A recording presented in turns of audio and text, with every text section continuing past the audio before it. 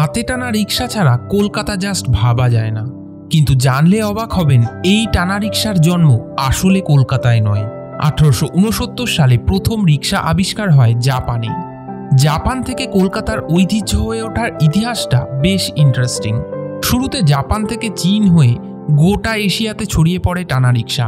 সেই সূত্রেই এক চীনা ব্যবসায়ীর হাত ধরে সিমলায় আসে টানা রিক্সা। সময়টা 1880-র দশক। সে সময় সিমলা ছিল ব্রিটিশদের সামার ক্যাপিটাল। মেম সাহেবরা সেখানে হাতে টানা রিক্সা চড়তে পছন্দ করতেন। কলকাতায় তখনও জমিদারদের প্রথম পছন্দ হয় ঘোড়ার গাড়ি, না হয় পালকি। অনেকে মনে করেন 1890 সালে চীন থেকে জাপানি রিক্সার কাঠের সংস্করণটি কলকাতায় আমদানি করেন এক ইহুদি ব্যবসায়ী। ধীরে ধীরে এখানে জনপ্রিয় হতে শুরু করে হাতে টানা রিক্সা। 1933 সালে 6000 টানা রিক্সাকে লাইসেন্স দেওয়া হয়। দ্বিতীয় বিশ্বযুদ্ধের পর ব্রিটিশদের উপনিবেশগুলিতে টানা রিক্সা বন্ধ হয়ে গেলেও কলকাতা শহরের পুরনো গলিতে আজও ঠুং ঠুং ঘন্টি বাজিয়ে চলে টানা রিক্সা। আচ্ছা, আপনি কি কোনোদিন টানা রিক্সায় চেপেছেন?